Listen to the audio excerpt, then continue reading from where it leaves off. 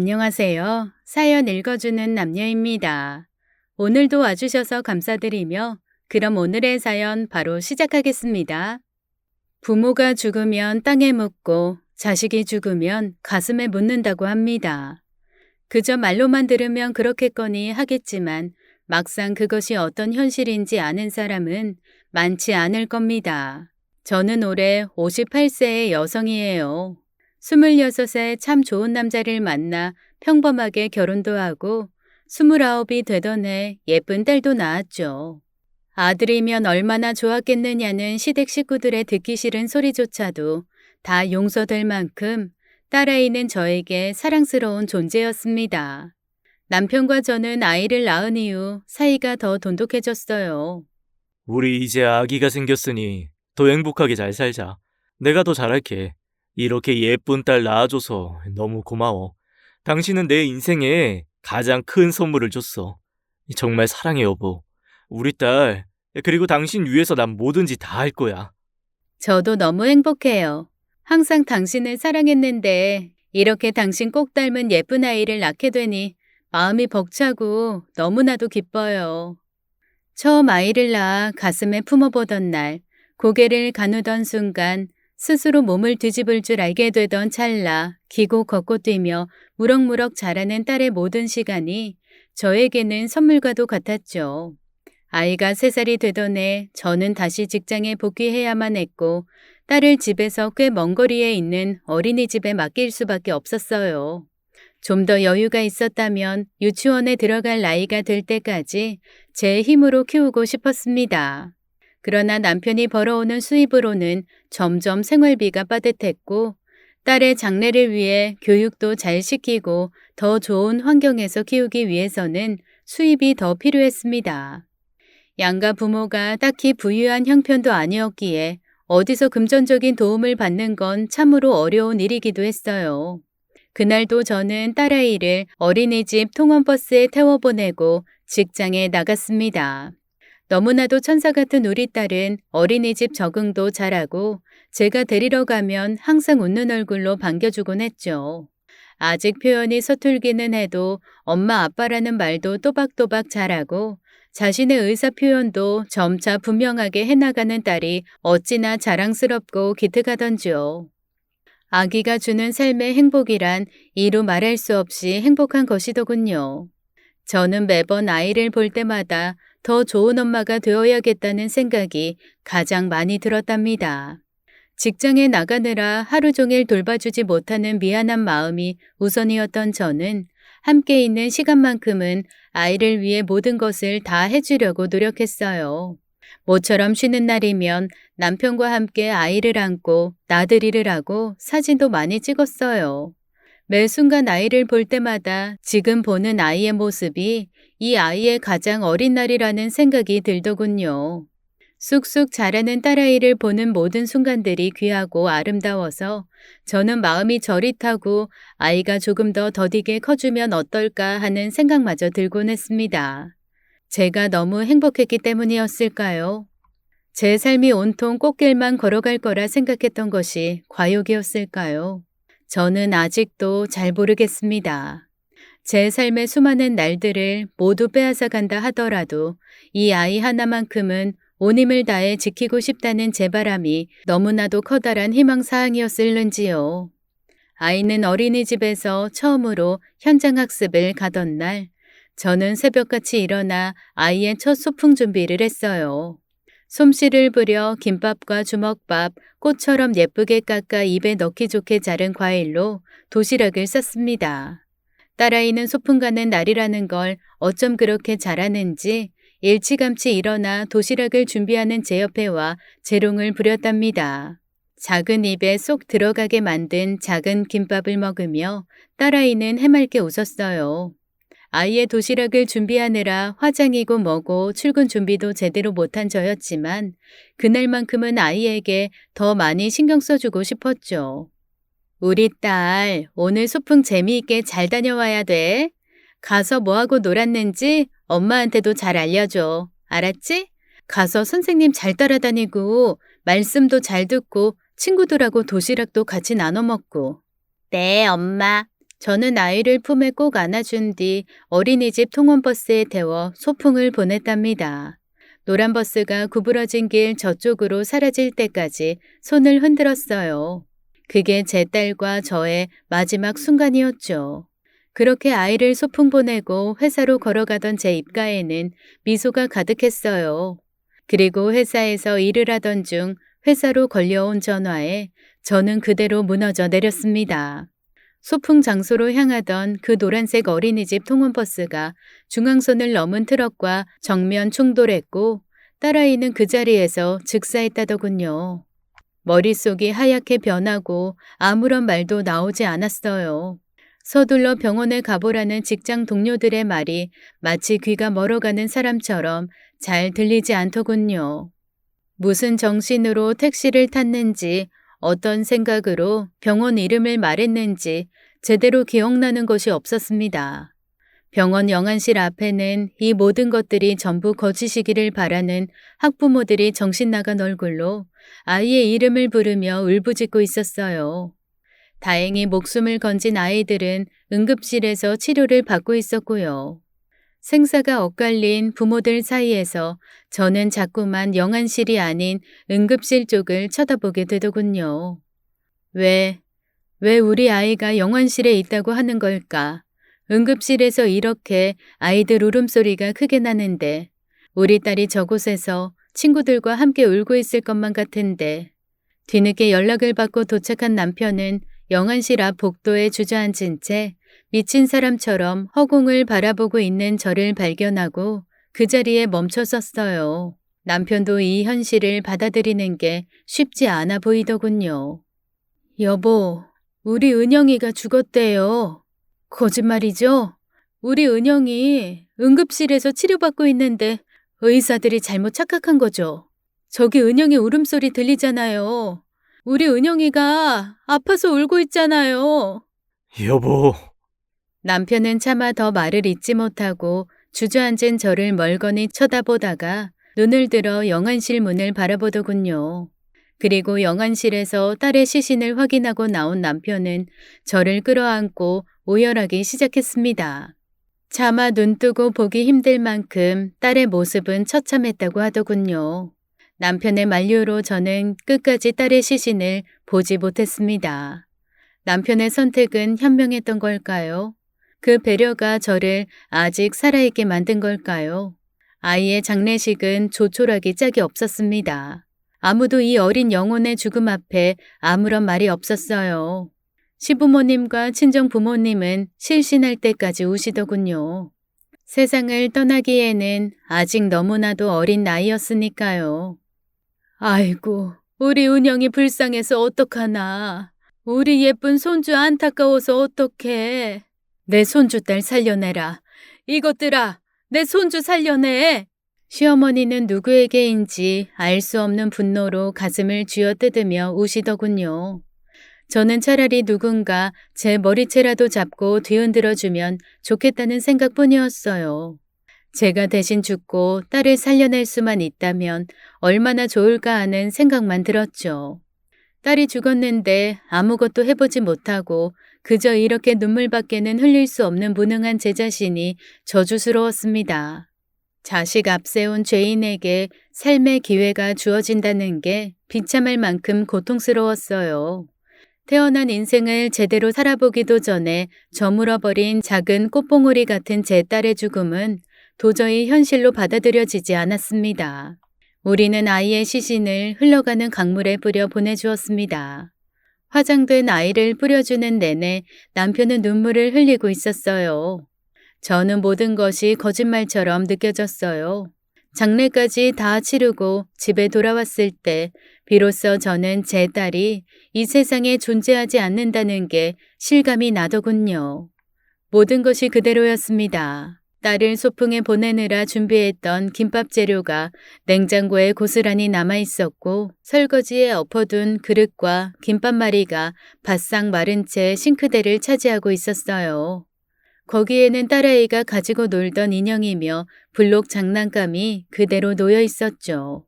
딸의 방에는 채 개키지 못한 이부자리와 잠들 때마다 꼭 끌어안고 자던 곰인형이 눈을 번쩍 뜨고 주인을 기다리고 있었습니다.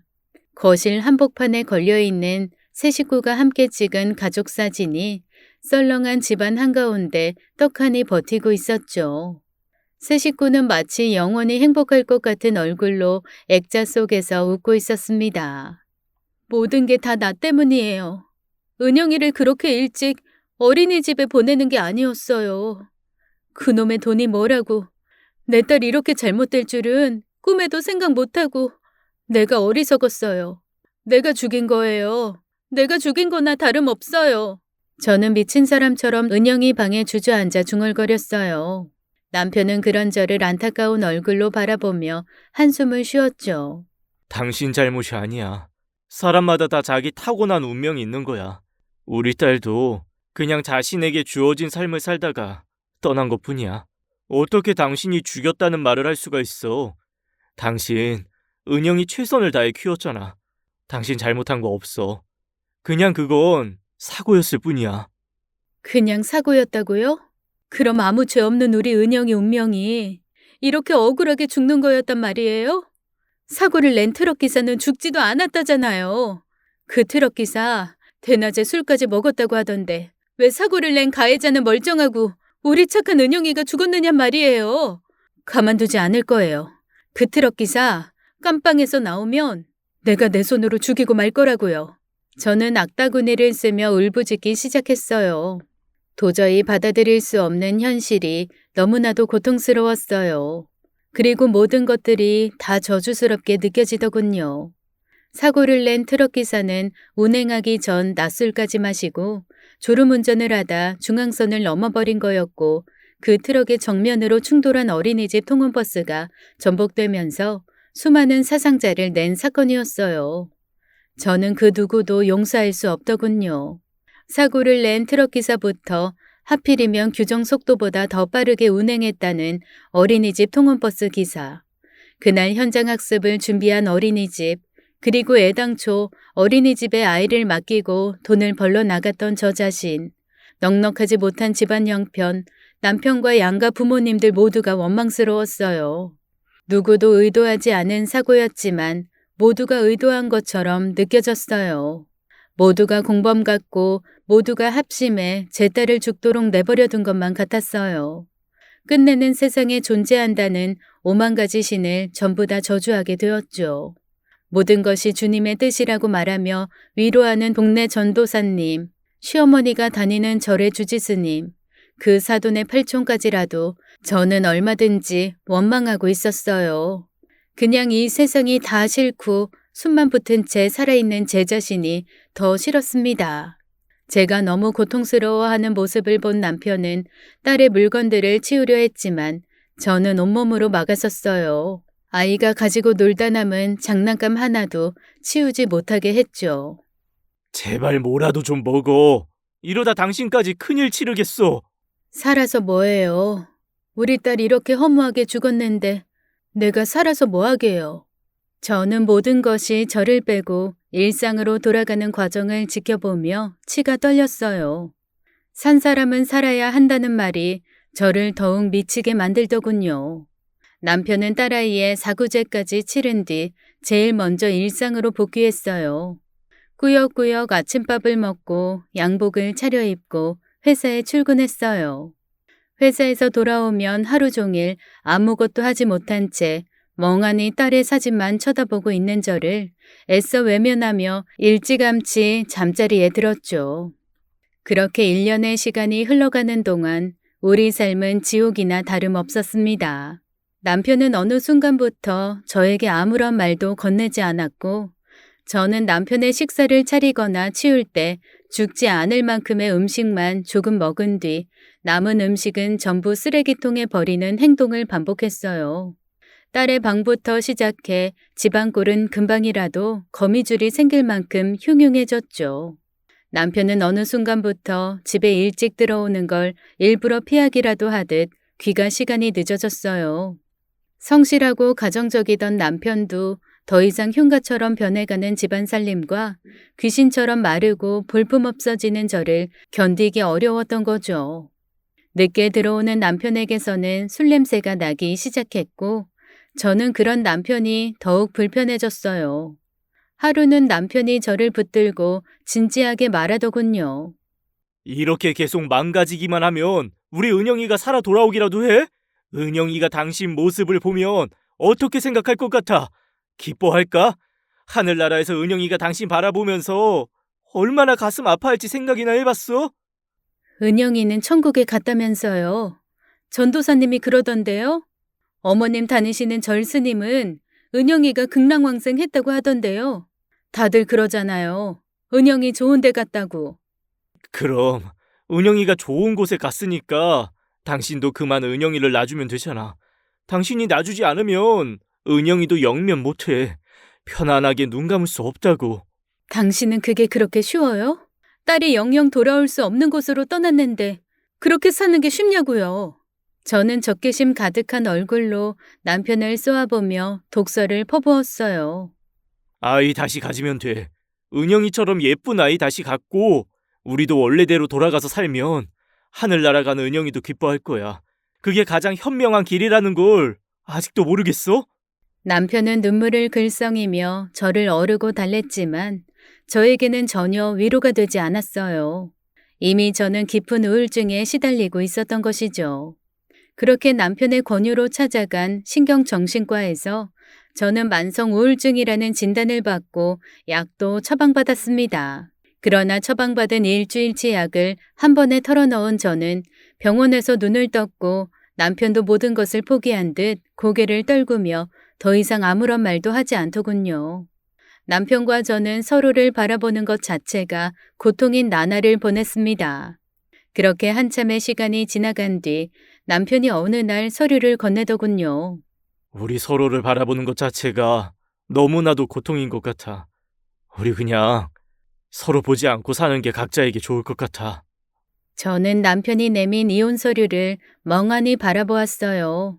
저를 지켜보는 남편의 눈은 텅 비어 있었죠. 어떤 원망도 희망도 기대도 좌절도 없는 그런 무의미한 눈빛이었어요. 그것은 너무나도 서글픈 이별이었죠. 이 세상에서 가장 사랑했던 사람이 가장 불편한 사람이 된다는 것, 그것만큼 비참하고 안타까운 일이 있을까요? 하지만 저는 남편의 의견에 동의하지 않을 수가 없었어요. 더 이상 이렇게 서로 살아간다는 것 자체가 어마어마한 고문이나 다름없었으니까요. 저는 말없이 고개를 끄덕였고 이혼 서류에 도장을 찍었습니다. 당신이 나 만나서 많이 고생한 거 알아. 그래서 나도 당신하고 안 좋게 끝내고 싶지 않아. 남편은 함께 모은 재산을 분할해주고 위자료로 3천만 원을 챙겨주었어요. 나는 그냥 당신이 이제 새로운 마음으로 새 출발했으면 좋겠어. 기회가 된다면 좋은 사람도 만나고. 나는 당신 만나서 참 행복하게 잘 살았어. 우리 은영이가 그렇게 안타깝게 먼저 가지만 않았다면 우리 더 행복했겠지. 하지만 이제 다 부질없는 짓이잖아. 그러니까 서로 더 미워지기 전에 여기서 이렇게 좋게 정리하자. 저는 남편에게 고마운 마음이 크게 들었지만 막상 헤어지는 순간에는 아무런 말도 나오지 않더군요. 모든 것이 제가 원하는 방향대로 제가 꿈꾸는 그 길로 어려움 없이 나아갈 수 있다고 생각했던 기대는 산산조각나고 이제 남은 것은 남편이 나눠준 재산과 위자료 그리고 마음의 상처뿐이었죠.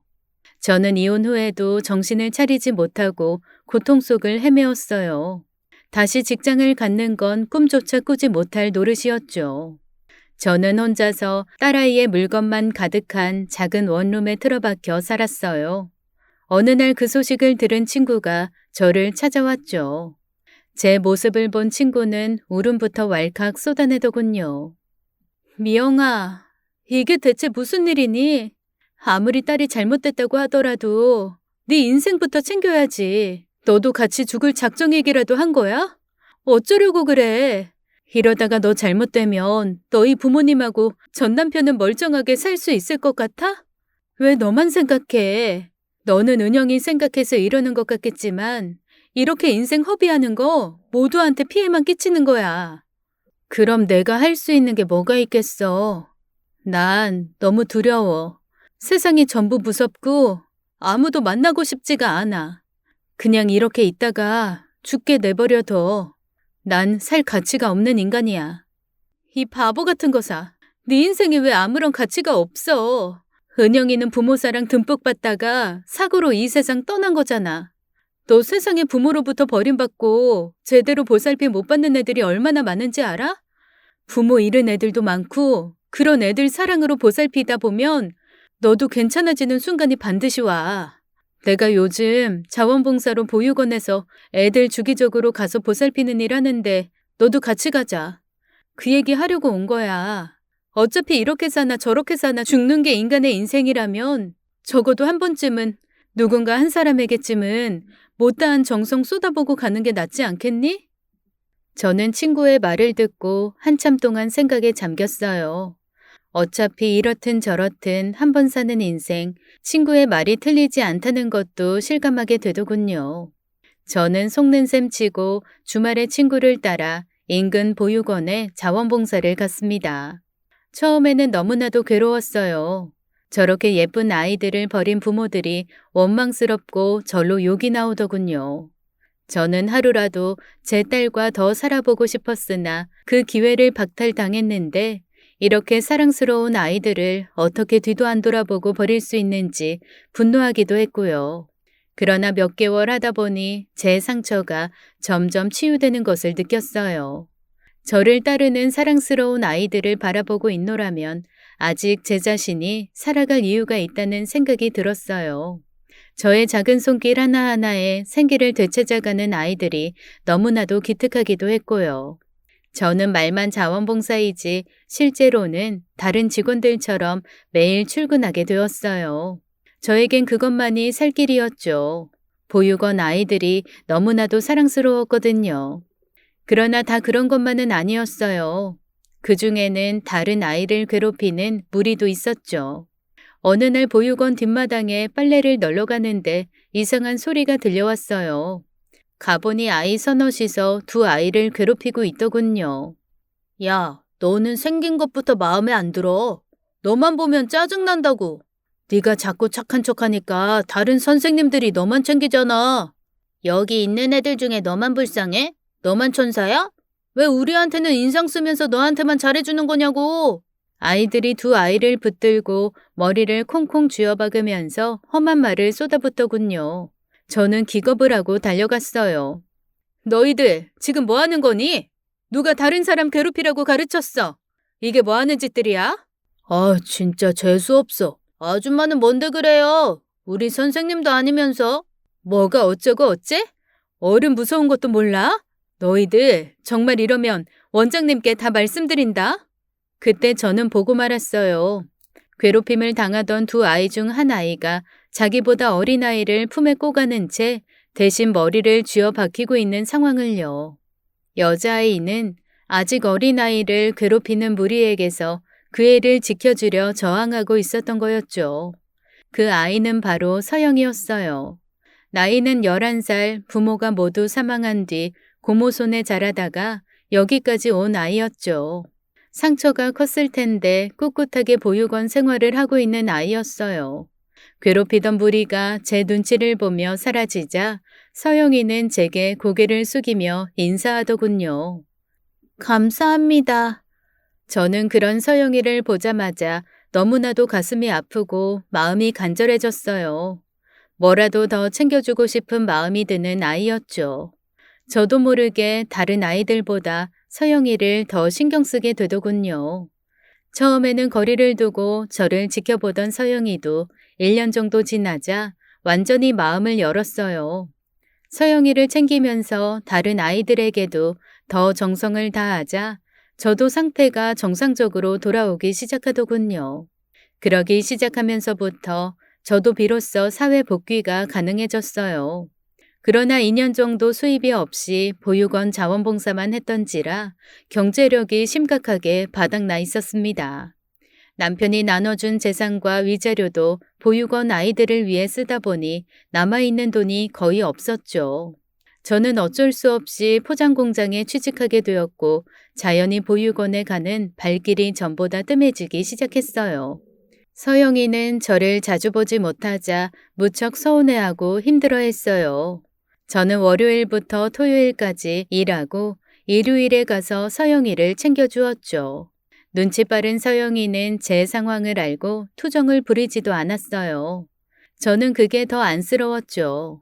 입양이라도 하고 싶었지만 경제적인 문제와 정상 가정이 아니라는 이유로 자격이 미달되어 그럴 수가 없었어요. 무엇보다 경제력이 가장 큰 문제였죠. 저는 서영이를 보는 일요일만 빼고는 공장에서 미친 듯이 일만 했어요. 항상 야근을 도맡아 하다 보니 건강도 많이 상할 수밖에 없었죠. 어느 날은 일요일에 서영이를 보러 보육원에 갔다가 그대로 쓰러진 날도 있었어요. 서영이는 제가 쓰러지자 울면서 병원까지 쫓아왔더군요. 눈을 뜨니 서영이가 앉아 있었는데 저는 그 모습을 보자 더욱 눈물이 났어요. 저 나중에 커서 꼭 성공할 거예요. 그래서 선생님 꼭 행복하게 해드릴 거고요. 그때까지 건강하게 계셔야 돼요. 그래야 제가 받은 사랑 다시 돌려드릴 수 있잖아요. 서영이는 말도 얼마나 예쁘게 잘하는지 저는 죽은 딸 생각과 함께 서영이에 대한 고마움으로 눈물이 쏟아져 내리더군요. 나중에 커서 성공하겠다는 말을 듣는 것만으로도 행복했어요. 제가 누군가에게 희망이 될 수 있다는 사실이 가슴 벅차게 뿌듯하더군요. 저는 이를 악물고 더 열심히 일했어요. 몸이 힘든 건 아무것도 아니었죠. 일요일 하루라도 서영이를 볼 수 있다는 것에 피로가 가셨어요. 서영이는 이제 제 딸이나 다름없었죠. 그러던 어느 날 서영이는 저를 가만히 쳐다보다가 이렇게 말하더군요. 저 선생님, 엄마라고 불러도 돼요? 서영아, 그게 진심이니? 네, 엄마라고 부르고 싶어요. 허락해 주시겠어요? 저는 서영이를 꼭 안으며 펑펑 울었습니다. 죽은 제 딸이 살아 돌아온 듯 너무나도 기쁘더군요. 그럼 이제 엄마라고 부르고 날 엄마라고 생각하렴. 네, 엄마. 그렇게 저에게도 새로운 삶이 시작되고 있었어요. 영영 잃었던 딸을 다시 만난 듯 제 마음은 온통 사랑과 기쁨으로 가득 찼지요. 신은 제가 행복한 순간을 도저히 견딜 수 없었던 것일까요? 그렇게 제가 삶의 기쁨을 만끽하던 어느 날 저에게는 또 다른 불행이 덮쳐오고 말았어요. 평소 치근대던 포장회사 사장이 야근을 하고 있는 저에게 다가오더군요.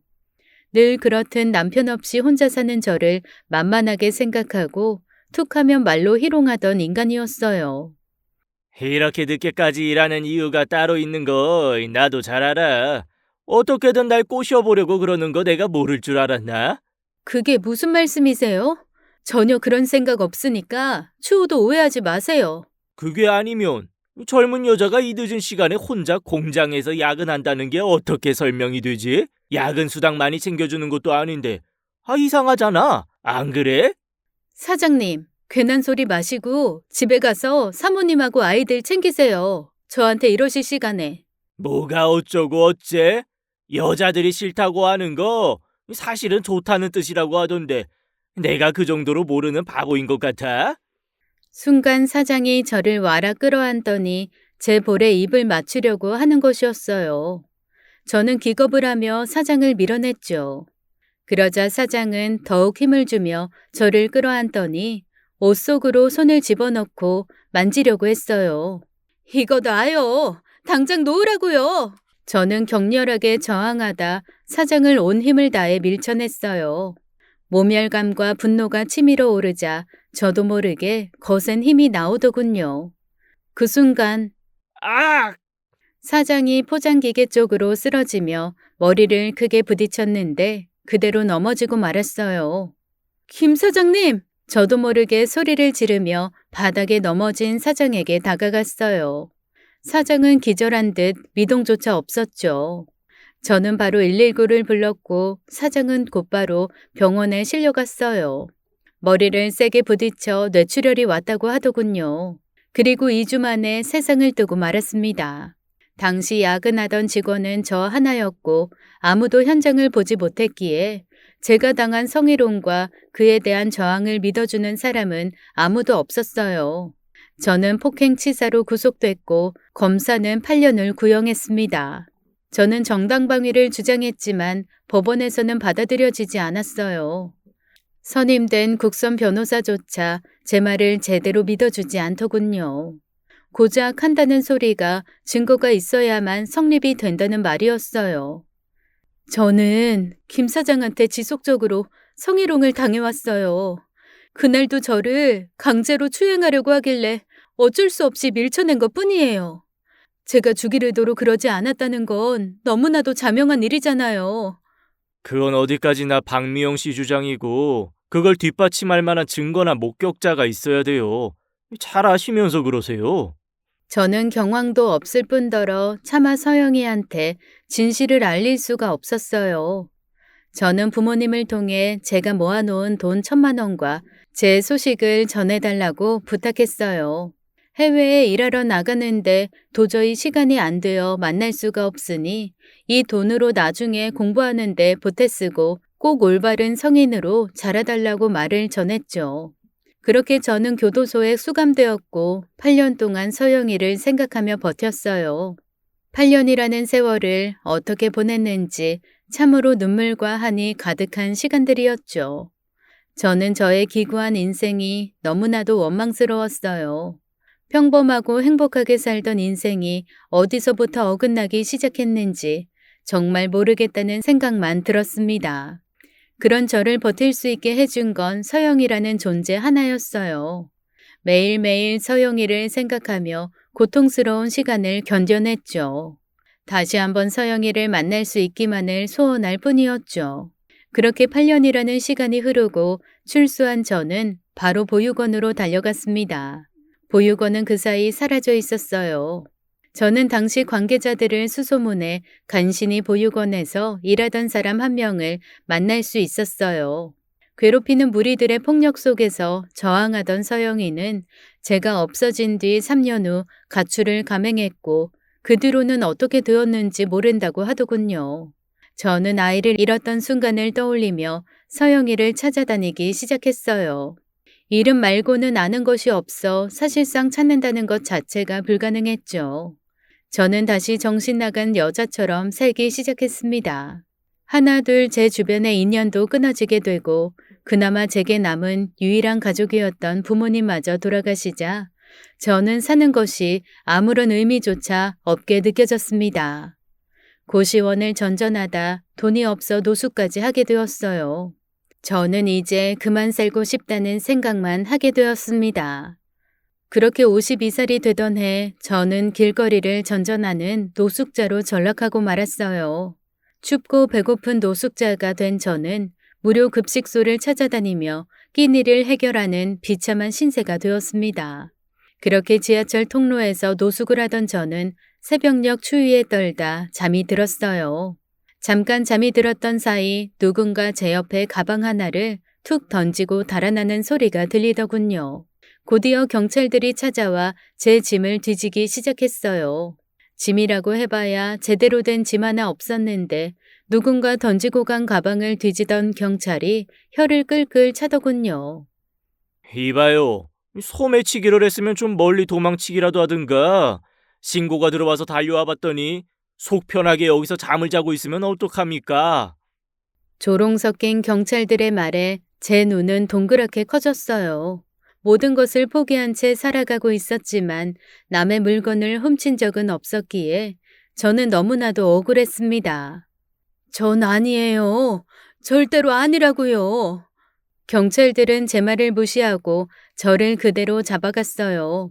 경찰서에 끌려가자 저는 예전의 트라우마가 그대로 생각나 온몸이 벌벌 떨렸습니다. 제가 술 취해서 길거리에 잠들어 있거나 지하철에서 졸고 있는 사람들의 지갑을 소매치기 했다고 하더군요. 저는 정말 아무것도 모르는 일이었어요. 그러나 경찰들은 노숙자의 말을 믿어주지 않았습니다. 신원을 조회하니 떡하니 나오는 제 살인 전과에 경찰들은 고개를 가로저으며 곧바로 저를 유치장에 집어넣었어요. 그렇게 저는 검찰로 송치됐고 검사실까지 끌려가게 되었습니다. 너무나도 두렵고 무서웠어요. 예전에 김 사장과의 사건이 떠올라 심장이 조일 듯 고통스러웠죠. 남자 검사는 아니나 다를까 저를 마구 체근하기 시작했어요. 살인 전과를 보더니 어처구니가 없다는 듯 실소를 금치 못하더군요. 이러고도 자신이 무죄라고 주장할 겁니까? 8년이나 감방에 있다가 나왔으면 이제 그만 새 출발할 때도 되지 않았어요? 남자 검사는 저를 자범이라고 부르며 옆에 있던 젊은 여자 검사에게 알아서 처리하라고 전하더군요. 저는 계속 고개를 숙인 채 모든 것을 체념한 얼굴로 앉아 있었어요. 여자가 저의 이름과 나이가 맞는지 묻더군요. 저는 고개를 끄덕였어요. 그러자 갑자기 여자가 말이 없었어요. 제가 고개를 들었을 때 여자는 울고 있더군요. 저는 이상하게 낯이 익은 젊은 여자를 바라보았어요. 누굴까? 민서영 검사? 이름을 확인한 뒤 저는 다시 여자를 쳐다보았습니다. 검사실 직원들 모두 펑펑 우는 젊은 여자 서영이를 바라보며 의아해했어요. 서영이가 한참을 그렇게 울더니 저에게 묻더군요. 제가 누군지 아직도 모르겠어요? 제가 서영이를 모를 리 있겠습니까? 그러나 저는 아는 척을 할 수가 없었어요. 살인 전과에 좀도둑 신분으로 들어와 있는 제가 아는 척을 하면 서영이 앞길에 누가 될 수 있을 것 같다는 생각만 들더군요. 잘 모르겠어요.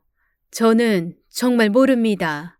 서영이는 담당 검사와 뭔가 심각하게 이야기를 했어요. 저는 결국 단순 절도로 약식 기소되었어요.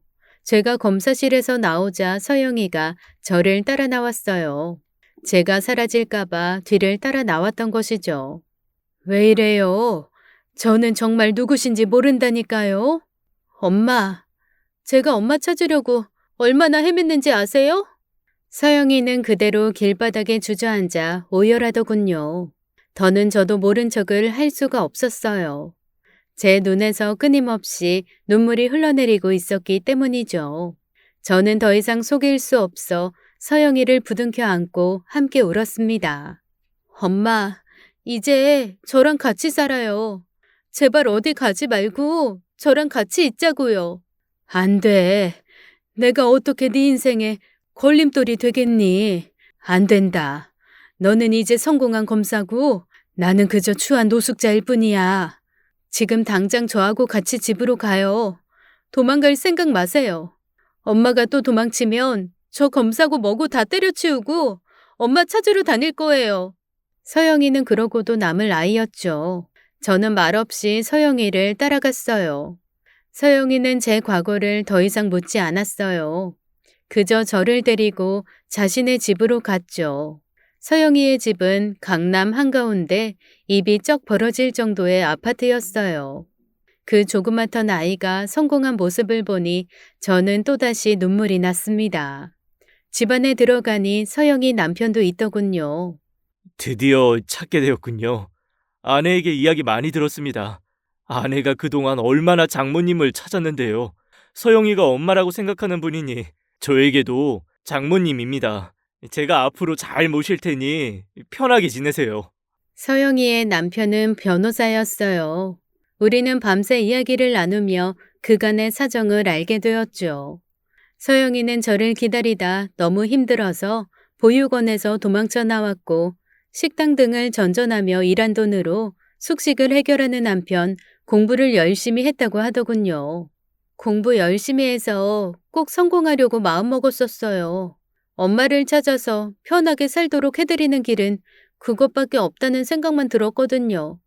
그렇게 목표를 세우고 죽도록 공부해서 사시에도 붙고 검사가 됐어요. 엄마 인적사항 확인해서 찾기 시작했을 땐 이미 출소하셨다더라고요. 주소지도 없고요. 제가 노숙자가 되었으니 주소지가 남아 있을 리가 없었던 거죠. 저는 밤새 서영이를 안고 울다 웃다 하면서 못 나눈 정을 나누었어요. 그렇게 저는 서영이 집에 살게 되었습니다. 집 청소도 하고 음식도 만들어서 서영이에게 밥도 차려주었죠. 제가 만든 음식을 맛있게 먹는 서영이를 보는 것만으로도 저는 너무나 행복했습니다. 엄마, 너무 맛있어요. 엄마, 정말 고마워요. 그렇게 서영이 집에서 반년을 살았을까. 저의 인생은 가장 행복한 순간들로 채워지기 시작했습니다. 서영이와 함께하는 모든 순간이 참으로 감사했어요. 제가 살아온 슬프고도 억울한 시절 모든 것이 전부 사라지고 오직 좋은 날들만 가득할 것 같았죠. 그렇게 서영이와 함께 산 지 6개월이 지난 어느 날 저는 집안일을 하다가 각혈을 하게 되었어요. 서영이에게 말하지 않고 병원을 찾았을 때 저는 청천벽력 같은 말을 듣게 되었습니다. 폐암 사기. 제 어머니는 폐암으로, 아버지는 위암으로 1년을 차이로 돌아가셨습니다. 사랑하는 사람을 암으로 떠나보내는 것이 얼마나 고통스러운 것인지 직접 겪은 제가 더 잘 알고 있었죠. 저는 서영이에게 아무런 말도 할 수가 없었어요. 서영이는 아이를 가진 지 얼마 안 된 상황이었죠. 새 생명이 오면 한 생명이 가는 것도 자연스러운 세상의 이치이죠. 슬픈 것도 한스러울 것도 없는 인생. 서영이가 행복하게 잘 산다는 것을 알게 된 후 떠나는 것도 제 삶의 복이라고 생각했습니다. 그것만으로도 너무나 감사하더군요. 저는 일산에 살고 있는 이모에게 연락했어요. 이모는 그동안 어떻게 살았던 거냐며 울먹이더군요. 친정엄마 장례식에서 보고 처음 연락하는 저를 야속하다 탓하셨지만 저에 대한 그리움과 반가움이 섞인 목소리였어요. 저는 그간의 사정을 말할 수밖에 없었어요. 이모는 더 아무것도 묻지 않은 채 빨리 오라고 하시더군요. 저는 그날 서영이 손을 꼭 잡고 말했어요. 서영아, 나 일산에 있는 이모 집에 가야 할 것 같아. 이 집에서는 너한테나 너희 신랑한테나 미안해서 계속 살 수가 없을 것 같아. 엄마, 그게 무슨 말씀이세요? 엄마가 옆에 계셔서 제가 얼마나 좋은데요. 저 이제 아기도 생겼는데 엄마가 저 돌봐주셔야죠. 저 엄마가 해준 음식 아니면 입덧 때문에 먹지도 못하는 거 아시잖아요. 그래도 어쩔 수가 없을 것 같구나. 실은 우리 이모가 몸이 많이 아프신데 돌봐줄 사람이 없어. 너한테는 미안하지만 나도 내 이모를 완전히 외면할 수가 없을 것 같구나. 저는 건강하기 짝이 없는 이모를 환자로 만들고 나서야 서영이를 설득할 수 있었어요. 서영이는 못내 서운해하면서도 아픈 이모를 돌봐드리러 가야 한다는 제 사정을 수긍하는 눈치였죠. 저는 이모에게 가자마자 제가 암이라는 소식을 알렸어요.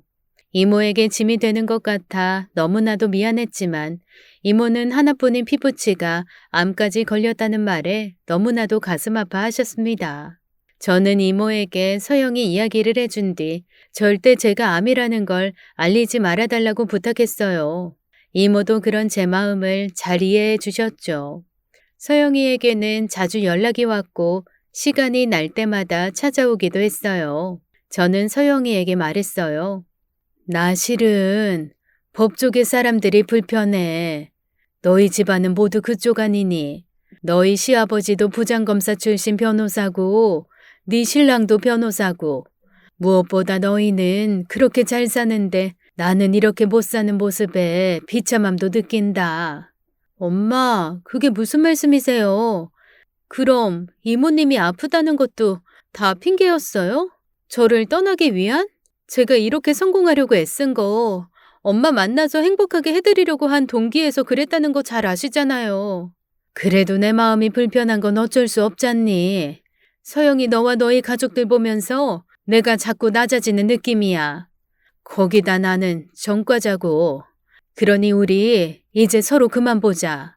저는 마음에도 없는 모진 소리를 하며 서영이에게 고개를 돌렸어요. 서영이의 울음에 저도 목이 메어왔지만 이 방법이 최선이라는 생각만 들더군요. 그냥 이렇게 서로의 길을 가는 것이 최선의 방법이라고 여겼죠. 저는 그렇게 얼마 남지 않은 인생의 마무리를 하기 위해 호스피스 병동으로 거처를 옮겼어요. 죽음을 앞둔 사람의 심정이란 참으로 복잡 미묘한 것 같습니다. 항암 치료를 하고 있지만 이렇다 할 성과가 없는 상황이었죠. 의사는 아무리 길어도 1년이라고 하는데 저에게는 그 시간마저 하루하루 너무나도 애틋하게만 느껴집니다. 진통제에 취해 잠들었다가 잠깐 눈을 떴을 때 서영이가 와 있었어요. 저는 놀랐지만 서영이는 담담한 얼굴로 저를 지켜보고 있더군요. 제 손을 꼭 잡은 서영이가 천천히 입을 뗐어요. 엄마, 정신 잃을 때마다 저 많이 찾았다고 이모가 그러시던데요? 왜 저한테 다 말씀하시지 않으셨어요? 아프시다는 거 그냥 말씀하셨더라면 이렇게 방치되기 전에 제가 더 손쓸 수 있었잖아요. 너한테 마음의 상처 주고 싶지 않았어. 엄마 마음도 조금만 더 이해해주면 안 되겠니? 행복하게 사는 너한테 짐이 되고 싶지도 않고 더 이상 어떤 부담도 주고 싶지가 않았던 내 마음도 조금은 헤아려 주렴. 엄마 교도소 다녀오신 거 사건 기록 다 샅샅이 찾아봤어요. 엄마가 얼마나 억울한 인생 살아왔는지 다 알아요. 그런 건 저한테 아무것도 아니에요. 제가 엄마를 제 친엄마라고 생각하는 마음, 그리고 깊이 사랑하는 마음, 전부 진심이에요. 서영이는 여전히 저를 엄마라고 부르며 간절한 눈으로 제 손을 꼭 잡아주었습니다. 서영이가 다 듣지 못한 저의 인생을 들려주고자 이 글을 남기게 되었네요. 저는 이제 곧 떠나게 됩니다. 무엇보다 서영이가 많이 슬퍼하지 않았으면 좋겠어요. 하늘나라에 가면 그토록 보고 싶어 했던 제 딸, 제가 먼저 보낸 우리 은영이도 볼 수 있기에 저는 감사합니다. 그래도 하나도 무섭지가 않아요. 그리고 내 두 번째 딸 서영이 훌륭하게 커주어 너무나도 감사하다는 말을 꼭 해주고 싶습니다. 내 죽음에 슬퍼하지 말고 앞으로 당당하게 걸어 나갔으면 해요. 다음 생에 있다면 그땐 진짜 엄마와 딸로 만날 수 있기를 꿈꿔봅니다. 그땐 아마 지금보다 더 잘할 수 있을 것만 같아요. 저는 너무나도 행복한 엄마였다는 걸 사랑하는 제 딸 은영이와 서영이가 꼭 기억해 주었으면 좋겠습니다. 그동안 굴곡진 삶을 살아오신 사연자님 평안하시길 바라며 오늘 사연을 마치겠습니다. 끝까지 함께 해주신 여러분 감사드리며 저희는 다음 사연으로 돌아올게요. 감사합니다.